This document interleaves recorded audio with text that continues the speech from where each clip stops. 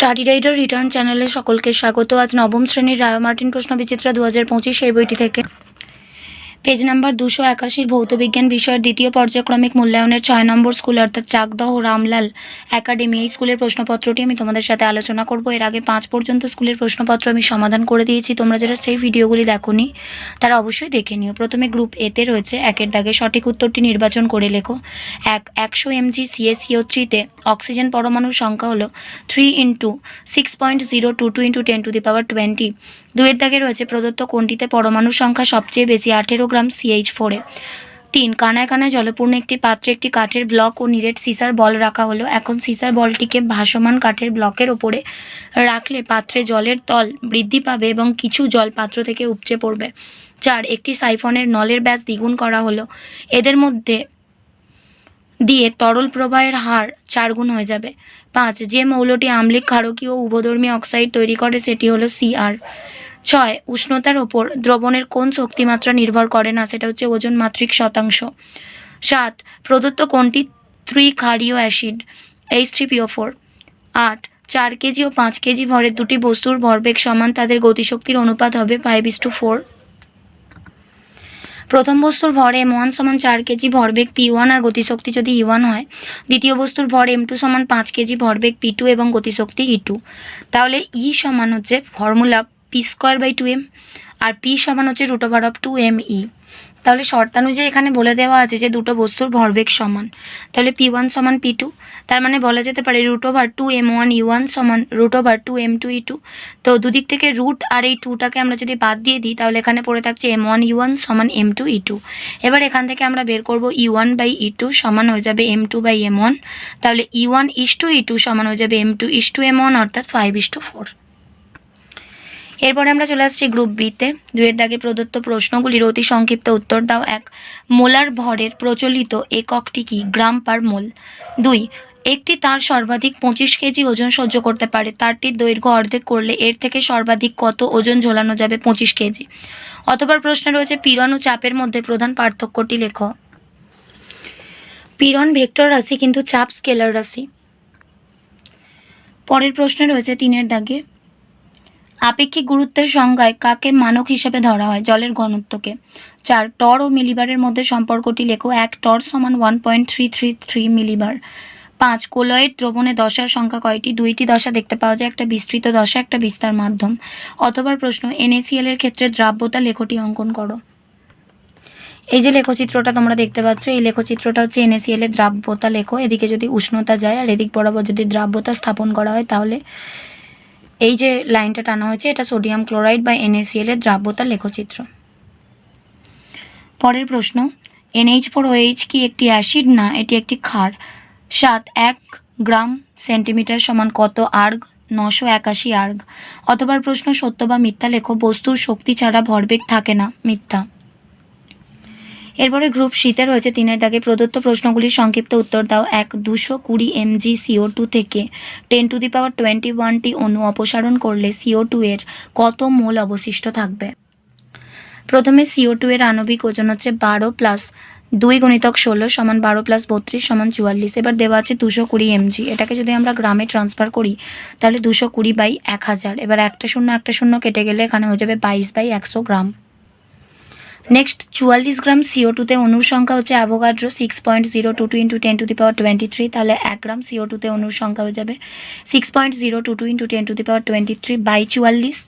আর 22/100 যেটা হচ্ছে 220 mg থেকে যে মানটা আমরা বের করেছি 22/100 গ্রাম CO2-তে অণুর সংখ্যা হয়ে যাবে 6.022 × 10⁻23 × 22, আর নিচে 44 ছিল × 100।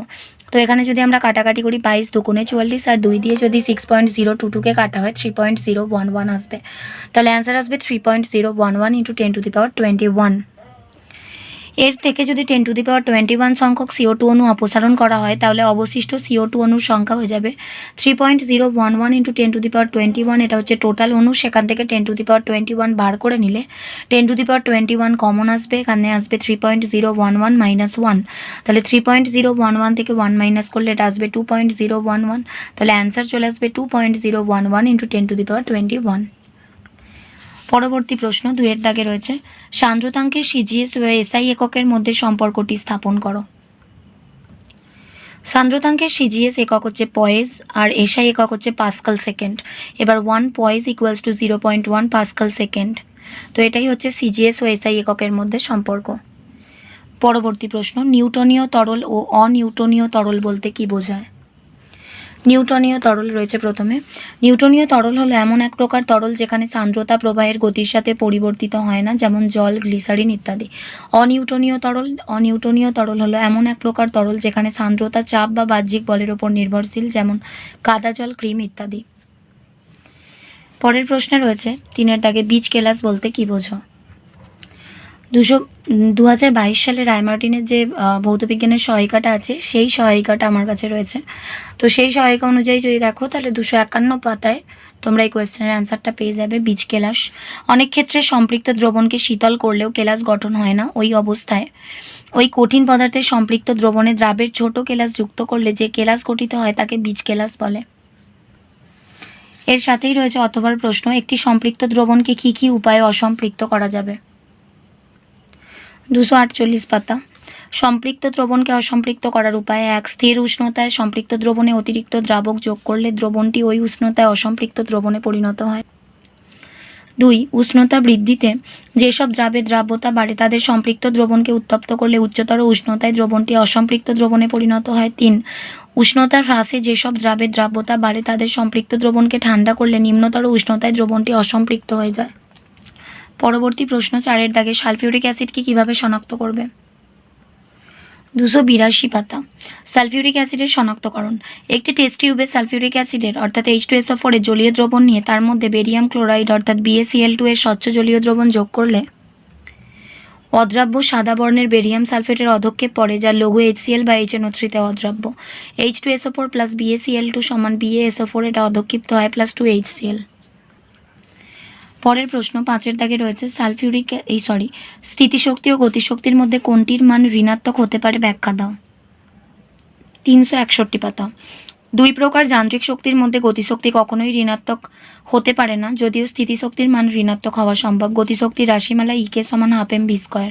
যেহেতু m এবং v স্কয়ার অর্থাৎ গতিবেগের বর্গ সর্বদাই ধনাত্মক, তাই গতিশক্তি সর্বদা ধনাত্মক রাশি, এটি কখনোই ঋণাত্মক হতে পারে না। অন্যদিকে নির্দেশতল সাপেক্ষে নিচে অবস্থিত কোনো স্থানে রাখা বস্তুর ক্ষেত্রে নির্দেশতল থেকে ওই বস্তুর সরণের সময় অভিকর্ষ বল নিজে কার্য করে, ফলে তার স্থিতিশক্তি কমে। যেহেতু নির্দেশতলের উচ্চতা h সমান 0, সুতরাং স্থিতিশক্তি EP সমান mgh সমান 0, তাই স্বাভাবিকভাবেই ওই অবস্থানে বস্তুর স্থিতিশক্তি ঋণাত্মক হয়। পরের প্রশ্ন, কোন কোন ক্ষেত্রে একটি বলের দ্বারা কৃতকার্যের মান 0 হয়? বলের দ্বারা কৃতকার্যের মান নিম্নলিখিত ক্ষেত্রে 0 হতে পারে: এ বস্তুর সরণ 0 হলে, যেমন অনেক জোরে ঠেলা সত্ত্বেও ভারী আলমারির অবস্থান অপরিবর্তিত থাকে। বি হচ্ছে বস্তুর প্রাথমিক ও অন্তিম অবস্থান একই হলে, যেমন বৃত্তপথে গতিশীল বস্তু যখন তার প্রাথমিক অবস্থানে ফিরে আসে। আর সি হচ্ছে ওজন ও সরণের অভিমুখ পরস্পর লম্ব হলে, যেমন অনুভূমিক রাস্তায় সুটকেস হাতে লম্বভাবে ঝুলিয়ে হেঁটে গেলে কৃতকার্য 0 হয়। এরপরে গ্রুপ ডিতে চলে আসছি। 4 দাগে নিম্নলিখিত প্রশ্নগুলির সংক্ষিপ্ত উত্তর দাও। 1 মোলার আয়তন কাকে বলে? প্রমাণ: চাপ ও উষ্ণতায় 1 গ্রাম অণু পরিমাণ যে কোনো গ্যাস যে পরিমাণ আয়তন দখল করে তাকে ওই গ্যাসের মোলার আয়তন বা গ্রাম আণবিক আয়তন বলে। 1 AMU এর মান কত?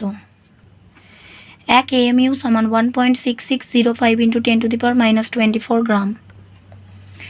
এরপরে আমরা চলে আসছি অথবার দাগের এ রয়েছে 27 গ্রাম জল সমান কত গ্রাম অণু জল? জল অর্থাৎ H2O এর আণবিক ভর প্রথমে বের করতে হবে। 2 × 1 + 16 সমান 2 + 16 সমান 18, অর্থাৎ 18 গ্রাম H2O সমান 1 গ্রাম অণু H2O। 1 গ্রাম H2O সমান 1 এর 18 গ্রাম অণু H2O। আর 27 গ্রাম H2O সমান 1 এর 18 × 27 গ্রাম অণু H2O। এখানে কাটাকাটি করলে 9 × 18 3 × 9 = 27, অর্থাৎ 3 এর 2 সমান, এটা কাটাকাটি করলে এটা বেরোবে, অর্থাৎ ভাগ করলে 1.5 গ্রাম অণু H2O, অর্থাৎ 27 গ্রাম জল সমান 1.5 গ্রাম অণু জল। বিতে রয়েছে 6.2 গ্রাম ফসফরাস সমান কত গ্রাম পরমাণু ফসফরাস? ফসফরাসের গ্রাম আণবিক ভর হচ্ছে 31 গ্রাম। 31 গ্রাম ফসফরাসে উপস্থিত অণু 6.022 × 10⁻23। 1 গ্রাম ফসফরাসে উপস্থিত অণু সমান 6.022 × 10⁻23/31। আর 6.2 গ্রাম ফসফরাসে উপস্থিত অণু হচ্ছে 6.022 × 10⁻23 × 6.2। আর নিচে ছিল 31, আর এর যদি দশমিক তোলা হয় দশমিকের ডান দিকে একটা সংখ্যা, তাই নিচে 1-এর পিঠে একটা শূন্য, তার মানে এখানে 31 দুগুণে 62 কাটাকাটি করলে উপরে পাওয়া যাবে 6.022, এর সাথে 2কে গুণ করলে 12.044, আর উপরে 10⁻20 আর নিচে একটা 10 ছিল, তাহলে একটা 10 কমে যাবে, তাহলে 10⁻22 হয়ে যাবে। তাহলে একটি ফসফরাস অণুতে মোট পরমাণু হচ্ছে 4টি, তাহলে 6.2 গ্রাম ফসফরাসে পরমাণুর সংখ্যা হবে 4 × 12.044 × 10⁻22 সমান হচ্ছে 48.176 × 10⁻22। আর সি এর প্রশ্নে রয়েছে 1.7 গ্রাম অ্যামোনিয়া সমান কত মোল অ্যামোনিয়া। অ্যামোনিয়া অর্থাৎ NH3 এর আণবিক ভর হচ্ছে 14 + 3 × 1 সমান 14 + 3 17 গ্রাম। তাহলে 17 গ্রাম অ্যামোনিয়া সমান 1 মোল, 1 গ্রাম অ্যামোনিয়া সমান 1/17 মোল, 1.7 গ্রাম অ্যামোনিয়া সমান 1/17 × 1.7। এবার এর দশমিক তুললে নিচে একটা 10 আসবে, 17 কেটে গেলে 1-এর 10, তার মানে 0.1 মোল। তাহলে 1.7 গ্রাম অ্যামোনিয়া সমান 0.1 মোল অ্যামোনিয়া। 2-এর দাগের এতে রয়েছে একটি তুলাদণ্ডের 2 বাহু থেকে ঝোলানো দুটি বস্তুর জলে নিমজ্জিত অবস্থায় ওজন সমান। একটি বস্তুর ভর 32 গ্রাম এবং ঘনত্ব 8 গ্রাম পার সেমি কিউব, অন্যটির ঘনত্ব 5 গ্রাম পার সেমি কিউব হলে সেটির ভর কত। প্রথম বস্তুর ভর হচ্ছে M1 32 গ্রাম ও ঘনত্ব ρ1 সমান হচ্ছে 8 গ্রাম পার সেমি কিউব, আর প্রথম বস্তুর আয়তন V1 সমান M1/ρ1 সমান 32/8, কাটাকাটি করলে 4 সেমি কিউব হবে। প্রথম বস্তুর জলে নিমজ্জিত অবস্থায় ওজন W1 হলে আমরা বলতে পারি W1 সমান M1 × G minus ρW × V1 × G। এখানে ρW মানে হচ্ছে জলের ঘনত্ব CGS পদ্ধতিতে, যেটার মান হচ্ছে 1 গ্রাম পার সেমি কিউব, আর এখানে জিটা হচ্ছে অভিকর্ষজ ত্বরণ, যার মান 980 সেন্টিমিটার পার সেকেন্ড স্কোয়ার। এবার দেখো এখান থেকে যদি জিটা কমন নেওয়া হয়, এখানে M1 মাইনাস এখানে ρW × V1 পড়ে থাকবে।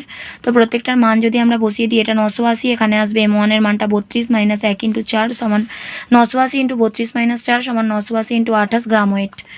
এবার ধরি দ্বিতীয় বস্তুর ভর M2 গ্রাম, আয়তন V2 সেন্টিমিটার কিউব, আর ঘনত্ব ρ2 সমান দেওয়া আছে 5 গ্রাম পার সেমি কিউব। এবার এখানে V2-র মানটা হয়ে যাবে M2/ρ2 সমান M2/5 সেমি কিউব। এবার দ্বিতীয় বস্তুর ওজন W2 সমান একইভাবে আমরা বের করতে পারি M2 × G minus ρW × V2 × G।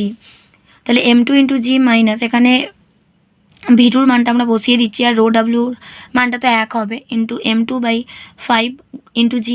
এবার এখান থেকে M2টা যদি আমরা কমন নিয়ে নিই, এখানে পড়ে থাকবে 1 মাইনাস এখান থেকে 1-এর 5, আর জিটাও আমরা কমন নিয়ে নিয়েছি এই সাইডে। তাহলে M2 ইন্টু এখান থেকে আমরা যদি ক্যালকুলেশন করি 5 লসাগু হবে, 5 × 1 = 5 মাইনাস 1 মানে 5 থেকে 1 বাদ দিলে 4, অর্থাৎ 4-এর 5 ইন্টু জি এর মানটা হচ্ছে 980 গ্রাম ওয়েট। এবার শর্তানুযায়ী বলে দেওয়া আছে W2 এর মানটা W1 এর সাথে সমান, অর্থাৎ M2 × 4-এর 5 × 980 সমান 980 × 28। তো দুদিকে 980 কেটে গেল, তাহলে M2-র মানটা হয়ে যাবে 28 ইন্টু 4-এর 5টা ওদিকে গেলে উল্টে গিয়ে 5-এর 4, 4 × 7 = 28, তার মানে 5 × 7 = 35, তার মানে দ্বিতীয় বস্তুর ভর 35 গ্রাম। এর সাথেই রয়েছে বিয়ের দাগে শক্তির সংরক্ষণ নীতির ওপর নির্ভর করে বার্নৌলির নীতির সমীকরণটি লেখো। আদর্শ তরলের প্রবাহ শান্ত হলে যে কোনো শান্ত প্রবাহ রেখার প্রত্যেক বিন্দুতে একক আয়তনে তরলের গতিশক্তি, স্থিতিশক্তি ও চাপশক্তির সমষ্টি ধ্রুবক। P + ½ ρV² + ρGH সমান ধ্রুবক। একক আয়তনে চাপশক্তি P, একক আয়তনে গতিশক্তি ½ ρV², একক আয়তনে স্থিতিশক্তি ρGH। এখানে তরলের শান্ত প্রবাহের বেগ V, তরলের ঘনত্ব ρ, চাপ P, ভূপৃষ্ঠ থেকে তরল বিন্দুর উচ্চতা H, অভিকর্ষজ ত্বরণ হচ্ছে G। Next question. অতবার প্রশ্নে রয়েছে এর দাগে 16 সেন্টিমিটার ব্যাসের মূল পাইপের সঙ্গে পিটট নল যুক্ত করা আছে এবং ওই যন্ত্রের দুটি নল জলস্তম্ভের পার্থক্য 10 সেন্টিমিটার দেখা গেল। মূল পাইপ দিয়ে জল প্রবাহের বেগ ও প্রতি সেকেন্ডে জল প্রবাহের আয়তন নির্ণয় করো। মূল পাইপের ব্যাসার্ধ আর এর মানটা দেওয়া আছে 16/2 সেন্টিমিটার সমান 8 সেন্টিমিটার, এটাকে মিটারে ট্রান্সফার করলে 8/100 মিটার। পিটট নলে জলস্তম্ভের পার্থক্য H সমান 10 সেন্টিমিটার, এটাও মিটারে ট্রান্সফার করে নেওয়া হচ্ছে 10/100 মিটার।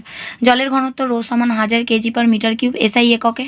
অভিকর্ষজ ত্বরণ G এর মানটা হচ্ছে 9.81 মিটার পার সেকেন্ড স্কোয়ার। এবার দেখো পাইপ দিয়ে জল প্রবাহের বেগ V সমান √2GH। এখানে প্রত্যেকটার মান বসাবো, √2 ইন্টু G এর মানটা 9.81 ইন্টু এখানে হয়ে যাবে 10/100, একটা শূন্য কাটলো, উপরে হয়ে যাচ্ছে গুণ করলে 19.62/10, এটা রুট করলে আমরা পেয়ে যাবো 1.4 মিটার পার সেকেন্ড প্রায়। এটা হয়ে গেল পাইপ দিয়ে জল প্রবাহের বেগ। এবার আমাদের বার করতে হবে প্রতি সেকেন্ডে জল প্রবাহের আয়তন। তো এর ফর্মুলা হচ্ছে Q সমান A × V, যেখানে A মানে হচ্ছে πr², অর্থাৎ যে পাইপটা তার প্রস্থচ্ছেদের ক্ষেত্রফল, πr² ইন্টু V, তাহলে পাই মানে 22/7 ইন্টু r² মানে হচ্ছে 8-এর 100 ইন্টু 8-এর 100, আর V মানে হচ্ছে 1.5। 4। তো এখানে যদি আমরা গুণ করি তো এটা ক্যালকুলেশন করলে পেয়ে যাবো 0.028 মিটার কিউব পার সেকেন্ড। এর সাথে যেটা রয়েছে ধারারেখ প্রবাহ বলতে কি বোঝো? 149 পাতা। যদি কোনো প্রবাহী এমনভাবে প্রবাহিত হয় যে প্রবাহ পথের প্রত্যেক বিন্দুতে প্রবাহের বেগের মান ও অভিমুখ সর্বদা অপরিবর্তিত থাকে তবে সেই প্রবাহকে বলা হয় ধারারেখ প্রবাহ। এর পরের প্রশ্নে রয়েছে 3 দাগের এ 12.5% NaCl দ্রবণের শক্তিমাত্রা গ্রাম পার লিটার এককে প্রকাশ করো। 1 লিটার সমান 1000 ml। দ্রবণের গাঢ়ত্ব বা শতকরা মাত্রা 12.5% দেওয়া রয়েছে। তাহলে 100 ml দ্রবণে দ্রবীভূত NaCl এর পরিমাণ 12.5 গ্রাম। 1 ml দ্রবণে দ্রবীভূত NaCl এর পরিমাণ 12.5 বাই 100 গ্রাম। আর 1000 ml দ্রবণে দ্রবীভূত NaCl এর পরিমাণ হয়ে যাবে 12.5 বাই 100 ইন্টু 1000 সমান, এখানে কাটাকাটি করলে আমরা পেয়ে যাবো 125 গ্রাম। সুতরাং দ্রবণের মাত্রা 125 গ্রাম পার লিটার। এর বিয়ের দাগে রয়েছে সম্পৃক্ত দ্রবণে আরও দ্রাব যোগ করলে দ্রবণের ঘনত্বের কিরূপ পরিবর্তন ঘটবে? পরিবর্তন ঘটবে না, অতিরিক্ত দ্রাব থিতিয়ে পড়বে। 4 দাগের এ টার্টারিক অ্যাসিডের কেলাস ও সোডিয়াম বাইকার্বনেট গুঁড়োর মিশ্রণে জল যোগ করলে কি ঘটবে? 275 পাতায় রয়েছে টার্টারিক অ্যাসিডের কেলাস ও সোডিয়াম বাইকার্বনেটের মিশ্রণে জল যোগ করলে কার্বন ডাইঅক্সাইড গ্যাসের বুদবুদ উৎপন্ন হয়। এই গ্যাসকে স্বচ্ছ চুন জলে চালনা করলে স্বচ্ছ চুন জল ঘোলা হয়ে যাবে C4H6O6, যেটা হচ্ছে tartaric acid plus 2 NaHCO3 sodium bicarbonate. বিক্রিয়া ঘটালে আমরা পেয়ে যাব Na2C4H4O6 অর্থাৎ sodium টার্টারেট plus 2H2O plus 2CO2। এর সাথেই রয়েছে জিঙ্ক ও সোডিয়াম হাইড্রোক্সাইডের বিক্রিয়ায় কি উৎপন্ন হয়? 283 পাতা। দস্তা বা জিঙ্ককে গাঢ় কস্টিক সোডা বা NaOH এর দ্রবণে উত্তপ্ত করলে সোডিয়াম জিঙ্কেট Na2ZnO2 এবং হাইড্রোজেন গ্যাস উৎপন্ন হয়। Zn প্লাস 2NaOH সমান Na2ZnO2 প্লাস H2। পরবর্তী প্রশ্নে রয়েছে অথবা NaOH-কে ক্ষার বলা হয় কিন্তু AlOH3-কে ক্ষার বলা হয় না কেন? 296 পাতা। NaOH একটি ক্ষার কারণ এটি জলে দ্রবীভূত হয় এবং জলীয় দ্রবণে অ্যানায়ন রূপে OH- আয়ন উৎপন্ন করে। অ্যাসিডের সঙ্গে বিক্রিয়া করে লবণ ও জল উৎপন্ন করে। NaOH থেকে Na plus plus OH minus NaOH plus HCl সমান NaCl প্লাস H2O। AlOH3 জলীয় দ্রবণে অ্যানায়ন রূপে OH- আয়ন উৎপন্ন করে। অ্যাসিডের সঙ্গে বিক্রিয়া করে লবণ ও জল উৎপন্ন করলেও সেটি জলে দ্রবীভূত হয় না, তাই এটি ক্ষার নয় কিন্তু ক্ষারক। AlOH3 থেকে Al3 plus plus 3OH minus AlOH3 plus 3HCl থেকে তৈরি হচ্ছে AlCl3 প্লাস 3H2O। এর সাথে রয়েছে 5 দাগের অ্যাসিড বৃষ্টিতে কোন কোন অ্যাসিড থাকে? অ্যাসিড বৃষ্টিতে sulphuric acid, nitric acid, hydrochloric acid ও কার্বনিক অ্যাসিড থাকে। অতবার প্রশ্নটা মিটলো। এরপরে 5 দাগের এতে রয়েছে 60 কিলোমিটার পার আওয়ার বেগে গতিশীল 1500 কেজি ভরের একটি মোটর গাড়িকে থামাতে কত কার্য করতে হবে? মোটর গাড়ির বেগ v সমান 60 কিলোমিটার পার আওয়ার। এটাকে যদি আমরা মিটার পার সেকেন্ড এককে নিয়ে যাই তাহলে 60 ইন্টু 1000 আর নিচে 60 ইন্টু 60। আর মোটর গাড়ির ভর m সমান দেওয়া আছে 1500 কেজি আর গতিশক্তি half into m into V square. তাহলে এখানে যদি কাটাকাটি করা হয় হাফ ইন্টু এম এর জায়গায় 1500 ইন্টু ভি স্কোয়ার মানে হচ্ছে 60 ইন্টু 1000 বাই 60 ইন্টু 60 তার স্কোয়ার। তো ভিতরে কাটাকাটি করলে দুটো শূন্য কাটলো। 6 দিয়ে যদি 60কে কাটা হয় 6 10 60, তাহলে উপরে হচ্ছে 10 10 100 নিচে 6 তার স্কোয়ার। তার মানে 1/2 into 1500 into 100 by 6 into 100 by 6 এত জুল। এবার কাটাকাটি করা হচ্ছে। প্রথমে 6 দিয়ে যদি কাটা হয় 3 দুগুণে 6 আর 50 দুগুণে 100। এরপরে 3 দিয়ে তারপর এখানে দেখো 6 দিয়ে কাটা হয়েছে, মানে 6কে 2 দিয়ে কাটা হয়েছে, তাহলে 3 হয়েছে। এটাকে 2 দিয়ে কাটলে 750 হয়ে যাবে। 3 দিয়ে 750কে কাটলে হবে 250। এবার এই 2টা দিয়ে 250কে কাটা হয়েছে 125 হয়েছে। তাহলে উপরে হচ্ছে 125 50 আর এখানে 100, এই 3টাকে গুণ করতে হবে আর নিচে আছে শুধু 3। তাহলে এটা করলে ক্যালকুলেশন করলে আমরা পেয়ে যাব 208.33 ইন্টু 10⁻³ জুল, অর্থাৎ 208.33 ইন্টু 10⁻³ জুল কার্য করতে হবে। বিয়ের প্রশ্ন অবাধে পতনশীল বস্তুর স্থিতিশক্তি ক্রমশ হ্রাস পায়, এটি কি শক্তির নিত্যতা সূত্রের পরিপন্থী? এই প্রশ্নের উত্তরটা সাঁতরাপ অ্যাপ্লিকেশনের বই থেকে আমি পেয়েছি, রায় মার্টিনে হয়তো এই অ্যান্সারটা নেই। তো এখানে অ্যান্সারটা হবে না, কারণ যখন অবাধে পতনশীল কোনো বস্তু অভিকর্ষ বলের ক্রিয়ায় নিচে নামে তখন ভূপৃষ্ঠ থেকে এর উচ্চতা ক্রমশ কমায়, এর স্থিতিশক্তি ক্রমশ হ্রাস পায়, কিন্তু নিচের দিকে যত নামে এর বেগ তত বৃদ্ধি পায়, ফলে গতিশক্তিও ক্রমশ বৃদ্ধি পায়। দেখানো যায় পতনশীল অবস্থায় যে কোনো অবস্থানে পতনশীল বস্তুর স্থিতিশক্তি ও গতিশক্তির যোগফল সর্বদা স্থির থাকে, তাই এক্ষেত্রে শক্তির নিত্যতা সূত্র লঙ্ঘিত হয় না। আজ এ পর্যন্তই। ভিডিওটি ভালো লাগলে অবশ্যই একটা লাইক দিও, আর পড়াশোনা সংক্রান্ত এরকম আরও গুরুত্বপূর্ণ ভিডিও পেতে বিনামূল্যে আমাদের চ্যানেলটি সাবস্ক্রাইব করে পাশে থাকা বেল আইকনটি প্রেস করো আর বন্ধুদের সাথে শেয়ার করো। ভালো থেকো, খুব তাড়াতাড়ি ফিরে আসছি নেক্সট ভিডিওতে। Thanks for watching.